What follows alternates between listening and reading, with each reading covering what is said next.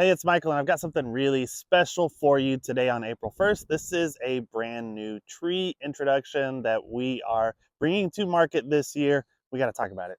This is Ranch Red Western Spruce, and I think it's going to make a lot of people really happy adding this to their landscape.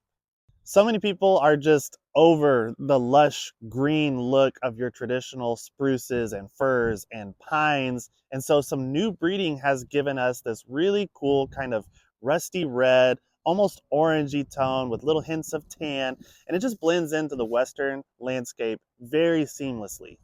It also provides really good wildlife habitat, especially for those beautiful insects like termites. Another really cool thing about these trees is they are very lightweight, which makes them easy to transport to your property and around your home, wherever you're going to plant them. Now, I've only got a few of these left on the yard, so make sure you come in today, April 1st, and reserve yours.